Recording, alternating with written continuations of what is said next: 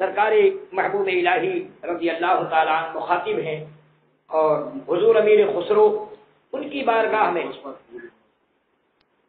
انشاءاللہ عرض کرتے ہیں گفتم کے روشن از قمر گفتہ کے رخسار بنا مرید صادق پوری زندگی اپنے مرشد کی تعظیم میں غرق رہتا ہے۔ اعلیٰ حضرت سرکار نے فتاوی رضویہ شریف کی 11ویں جلد میں فرمایا کہ جس کا پیر چاروں شرطوں کا جامع ہو اس مرید پر اس کی تعظیم فرض و لازم ہے۔ یاد رکھیں، اس لیے کہ باپ، اعلیٰ حضرت ایک جگہ فرماتے ہیں اپنے دوسرے رسالے میں کہ باپ جو ہمارا باپ ہے، جیسے پتر فلاں ولد فلاں، اس کی بات کر رہا ہوں، باپ پدرے دل ہوتا ہے، وہ مٹی کا باپ ہوتا ہے، اور پیر پدرے دل ہوتا ہے۔ اب محبوب الہی جیسا پیر، امیر خسرو رضی اللہ عنہ جیسا مرید کہ جو آپ کے کھڑاؤں شریف کو ہزاروں لا اشرفیوں میں خرید لیں اور آ کر کے اپنے آقا کے در نعمت پر رقص کرتے ہوئے پہنچے، اس امیر خسرو کی کیا شان ہوگی۔ اسی لیے تو سرکار محبوب الہی نے ان کی مقبولیت کے طور پہ فرمایا کہ اگر شریعت اجازت دیتی تو میں یہ حکم دے دیتا کہ میرے ساتھ ہی امیر خسرو کی تدفین کر دینا، مگر کیونکہ شریعت کی پیروی حق ہے۔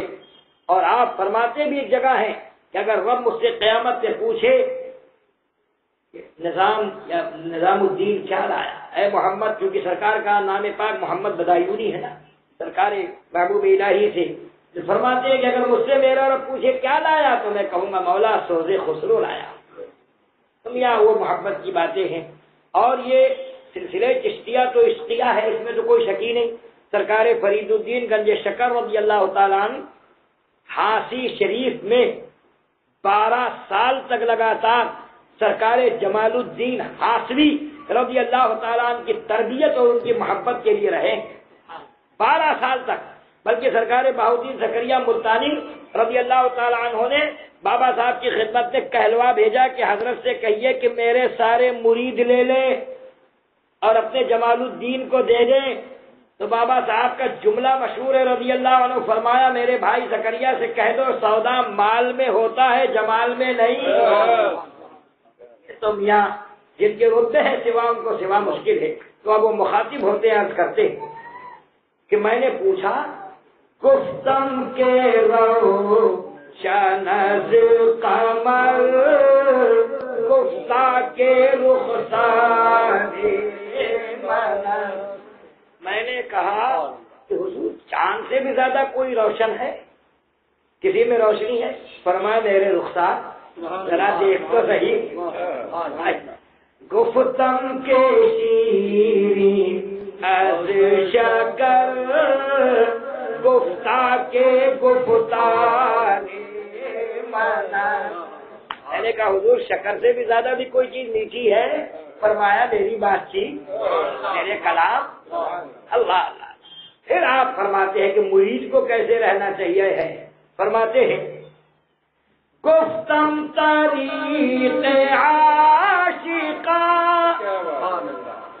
گفتہ وفاداری بود، میں نے پوچھا حضور عاشقوں کا کیا طریقہ ہونا چاہیے، انہیں کیسے رہنا چاہیے؟ فرمایا وفاداری، ان کا طریقہ وفاداری ہوتا ہے، ان کو چونو چرا کی گنجائش نہیں ملتی۔ اسی لیے محبوب پاک اپنی مستند ملفوظ فوائد الفاظ میں فرماتے ہیں پیر و مرید کے تعلق سے کہ پیر مانند زندہ ہے، مرید مانند مردہ ہے۔ اب آپ چاہیں تو مردے کو 6 گھنٹے میں غسل دیں، چاہے 18، مردہ آپ سے کہنے نہیں آئے گا کہ غسل دے دو۔ معاذ اللہ آپ غسل دیں، کفن دیں نہ دیں، یہ ساری ذمہ داریاں اب آپ پر ہیں، قیامت میں بعض پرس آپ سے ہوگی، مردے سے نہیں ہوگی۔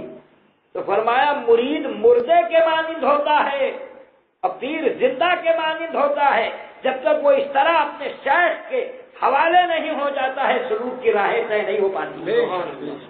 پھر فرمایا کہ گفتم طریق عاشقاں گفتہ وفاداری بود، گفتم کن جور و جفا گفتہ کے انکار منت، گفتم کن جور و جفا گفتہ کے انکار منت۔